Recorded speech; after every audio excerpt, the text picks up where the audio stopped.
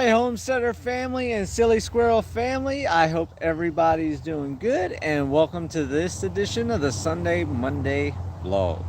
So I know it was supposed to be yesterday or Sunday, and totally skipped my mind last night, just totally busy. I've been going between this homestead here at Silly Squirrel Snowballs and the homestead over where the animals are on the 120 acres. So yesterday was a busy day. I went over, I had to unload 3 bales of hay. I had to haul 3 loads of water, so 125 gallons per load. And then I've got to haul water again tomorrow or the next day. And then I've got to go over there in the morning and feed as well. So it is a busy lifestyle now, being a snowball stand runner and a homesteader, because not only am I doing work around here trying to get things done for the snowball stand, and I still trying to get fence and stuff like that to get some of the animals over here. So this is part of a homestead, because this winter, as everybody knows, my goats like to have babies during the cold. So I want to be able to have this done so I can have the goats here, so that way when I have babies born, I can take them inside and take care of them, make sure I don't lose babies, and do the best I can with what I have going on. Over at the homestead, not much to do. There's ticks everywhere. The humidity's high. The last 2 days we've been triple digits. Yesterday was 106, the day before was 107. And just out here, I was over on the dog's side, on the other side of that black netting, and I already pulled 2 ticks off me. So I've got to spray along the wooded area again with the permethrin to kill off the ticks and keep that down. The flies are bad, but flies are bad every year. Luckily, around here, unless you go down to the river, at the river you do have the horse flies that bite. Around here, you don't really have biting flies. I can sit out here, I don't have any flies on me, but there's tons and tons of house flies. And so if I go over to the porch and stuff like that in shaded areas, over by the building and over here by the woods and stuff like that, then you have flies just buzzing. I can hear flies buzzing, but they're just not dense right here. I did put some fly bags on the other side of the building. Let's see. So not on this side of the porch, but on the other side, on the far corner, so that way the smell doesn't come over here to the snowball stand area, and then that way that helps draw all the flies that way, so you don't have as many flies over here. And then of course, opening the snowball window inside, I had them buzzing and everything inside. So bit annoying with the flies, same with the humidity of the ticks, but that's why I did a snowball stand, so that way I can be here, I can stay in the cool, although I'm out here, I'm mowing lawns and stuff like that, so it's not constantly inside, but I do get a break. If I was over at the 120 acre homestead, I would have to stop, drive 6 miles over here to get out the heat, then turn around and drive back, and with gas getting expensive and just the time wasted, it just doesn't make sense. So that's why I decided to do this. That's why my life is in between 2 homesteads. I'm doing the snowball stand during the summer, spring, summer, fall, while it's hot, while the ticks are out, while the flies are bad.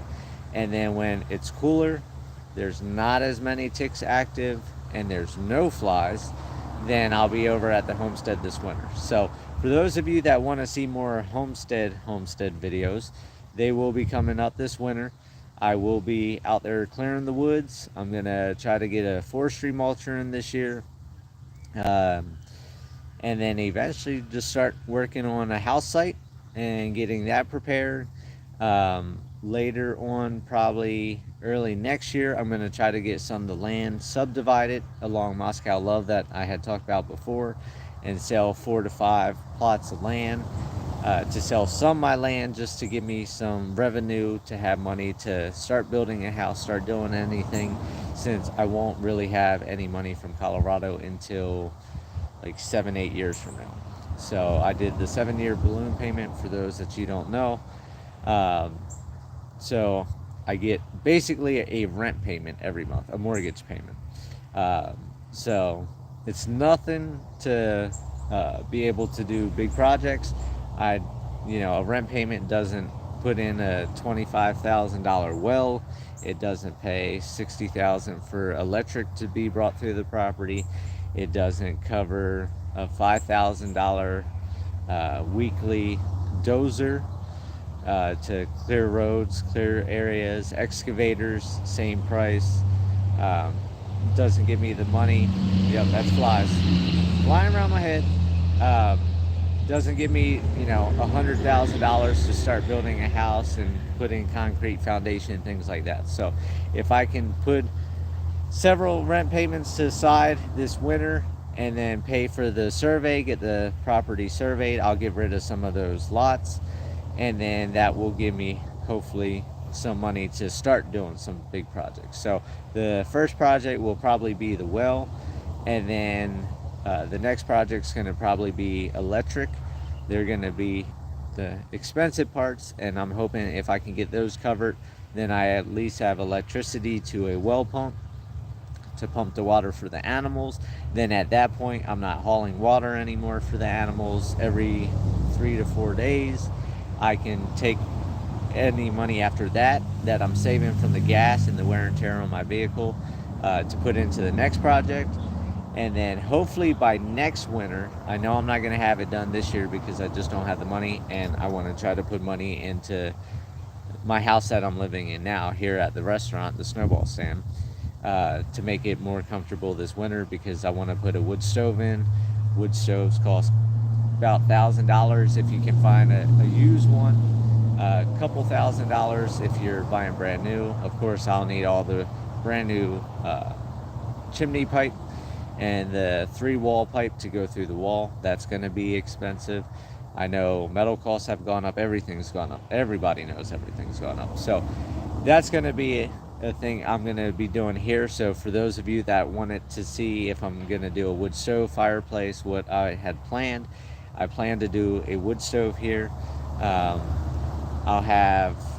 going to try to bring back my fireside chats. So I'll have that going on this winter.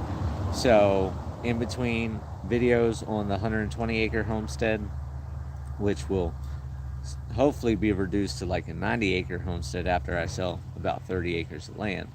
I'll have videos over there of clearing the woods, getting things set up, more videos of the animals, and then I'll also have my fireside chats here, because I'm only going to run the snowball business from about March until November, depending on the weather.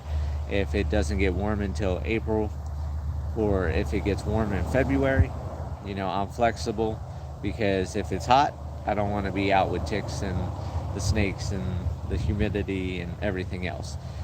So that's where I'm at here in between the two homesteads, and my life in between the two homesteads is just trying to figure everything out. And I know it's a big change for a lot of you, because you see all the homesteading videos I've done from my 2.5 acre property on the south side of Cotopaxi, where I had my 2-story house, to living in a trailer on the 50-acre ranch, trying to even get a well there and electricity there. And then I finally got that set up, was getting ready to build a house, and then boom, I moved into a shed on 120 acres, and then got myself in a relationship and moved into a trailer in Bellefonte, Arkansas, and then went into Marshall, Arkansas, and then that dissolved, and now I'm in a restaurant in St. Joe, Arkansas, and still trying to get back to my 120 acres in St. Joe, Arkansas. So it's been a journey, it's been a thing. One thing nobody can say about me is I'm not a hard worker, and I don't live a dull life. So when you're an alien, you live these type of lives that you just hover and float all over the place and don't know what's going on. You just go with the flow and try to rebuild from losses of yesteryear. I'll say an old word, since I said snazzy the other day and people are like, oh my gosh, she's saying old words. So I'm an old soul, that's how it is. I should have been born way back then. I just need a radio and a chainsaw to go back in time, and then I'd be perfectly fine. Anything else, I don't need. I could have lived back in the middle of nowhere, because I've lived in the back to middle of nowhere up in the mountains of Cotopaxi. And then everybody knows I was looking at Montana, I was looking at Alaska, and then I decided to come to a hot area, which right now is, they're breaking records on triple digits and the heat index. And I saw a couple maps, and Arkansas is just in the center of that path of the heat wave. And it turned out aliens know best. Aliens start a snowball stand, and now we have heat waves coming. So couldn't have timed that more perfectly than how everything's turning out. So the snowball business is doing good, for those of you asking. Communication. Let's dip into communication. I haven't done a communication video in forever. Communication is a big thing, and communication goes the wrong way a lot of the time, and a lot of people take miscommunication, they run with it, they let it affect their life, and they don't do anything about it. So for example, when is the mothership coming back? I don't know, Norman. I came here in a hover ship, and I put the invisibility cloak on it, and I can't find it. And I'm not trying to look crazy and just walk around and hope I run into something, see my head bounce back. So I don't want to just go wander this planet that way, because then I just look like another crazy kook out there just walking around not knowing what I'm doing. So if they come back for me, they come back for me. But I know eventually I'll be off this planet. Thought that was a tick. It's a beetle.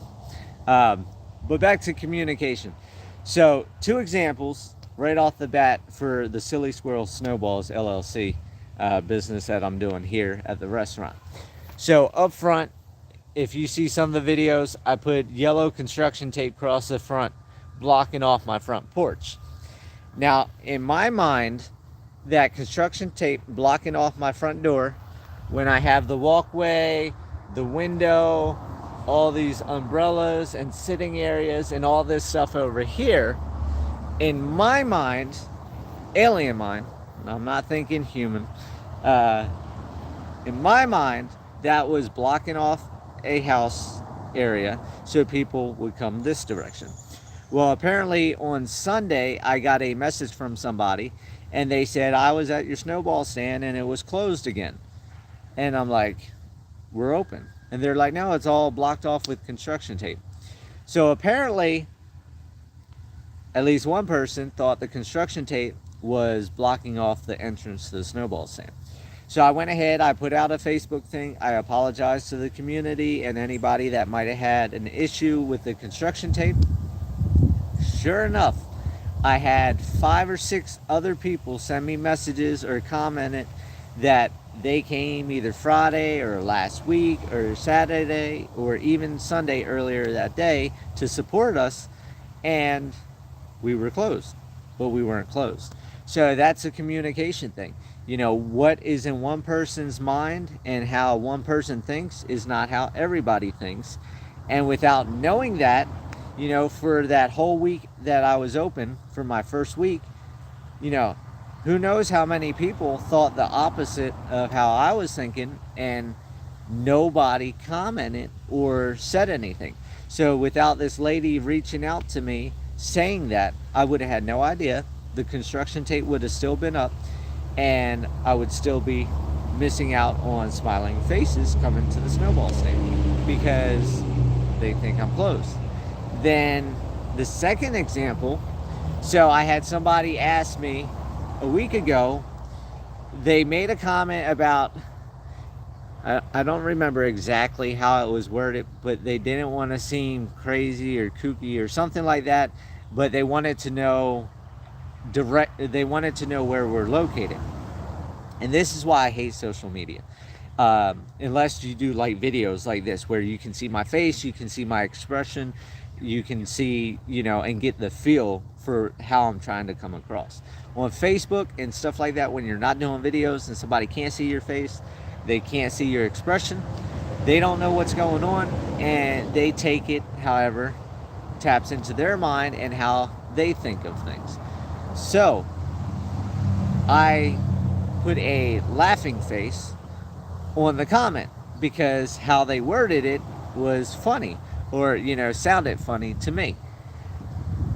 So I went to reply to the comment with the address here so they knew how to get here, and their comment got deleted, so they took it down. So in my mind, my thought, they took it down because they asked Google and got the address, or somebody commented before I was able to comment the address or location, and they took it down because they don't need that out there now because their question's answered. Well, now, yesterday or day before, I had somebody ask me, where am I located? So I responded with the address, and I remember the symbol, the picture, it was like a nuclear symbol or something like that for the icon. So it was memorable that I remembered. And the person put on there, be careful asking for location, because I asked for that a week ago and I got laughed at. And so apparently, that miscommunication, and that's why I'm saying communication's a big thing. What one person thinks isn't what everybody thinks. So I sent a message to that person. I apologized. I said, if it did not convey the right way, I was not laughing at you. I was laughing at how you worded your comment. I apologize, if it hurt your feelings, or, if it got taken the wrong way. And that's the thing. A lot of families, a lot of friendships, a lot of acquaintances, everything has been destroyed over the last couple years, last decade, over social media, because people do their political posts, they do their religious posts. I remember growing up, my dad and mom they voted, they did their thing, they never talked to the neighbors. The neighbors, when they came over and they did the big get-togethers and everything, nobody ever asked about that or their religious beliefs. That was just things you didn't go into, and that kept a form of communication in a way that there was no communication in order to misinterpret anything. So, communication is good to talk things out, but people tend to stick to one side, top, bottom, left, right, front, back, side to side, whatever, and they don't want to come off that side. And that's fine. Stay top, bottom, side, side, whichever way you want to be. But you don't have to throw a friendship away. You don't have to throw a family member away. You don't have to, go over all that. Go back to the old-fashioned way. If you don't believe what this person believes, and this person believes what this person believes, and neither one of you agree with each other or can find any type of common ground on it, don't talk about it. Go back to the old days. Don't talk about it. Find topics that you've been having friendships and family with for however many years you've been living, or however many years you've been known that person. You didn't become friends just on that moment to not become friends. You've been friends before, and there were things that you guys had in common. There were things that you communicated well on, topics that you talked about that had no interference until you came upon a topic that you did not like. So that's just things everybody should think about with the communication. I'm learning, every day I'm learning, because like I said, Sunday I found out about the construction tape, then yesterday about this comment about me putting a laughing face on Facebook.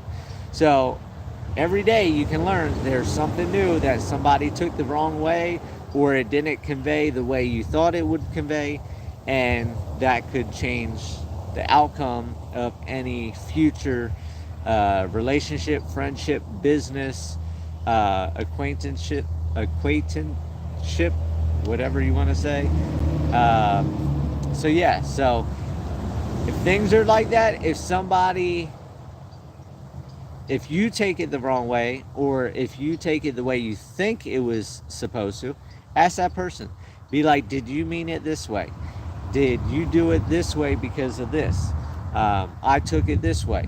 Don't just get upset, walk away, and be done with the whole situation, burning the bridge, the whole 9 yards. Because it could be something simple as I just had to change some tape. I had to apologize for a laughing face because that was not conveyed the right way, and things can go on. So with that, I'm 20 minutes into this video. The Silly Squirrel Snowball is going to be opening at 12 o'clock. So I've got to get in there. I've got to get things set up. I've got to get my sanitation bucket with the right amount of bleach in it. That takes me a little bit to figure that out because it's a smaller size. Got it on the very first try yesterday, so I was really happy on that. Gotta get my new rag out for wiping off the counters for the sanitation bucket. Gotta get the new towel out for the hand wash sink so I'm not wasting a bunch of paper towels. And then get the money drawer set up, get the open signs turned on, get the lights turned on. I already did the umbrellas. Doing that now, so if furniture can be shaded before people get here, it's not piping hot metal.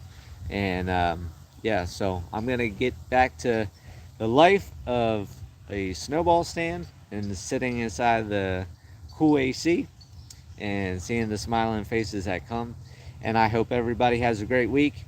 And once again, if there's communication failures, talk about it, let people know. If you feel you took it the wrong way or you feel you're right, discuss it. Talk about it. Don't throw away friendships, family over stupid stuff. It's only words. It's only words. We only live one life, and everybody knows my slogan, live happy, live free. That's the only way to be. Have a great week. I'll talk to you guys in the next video.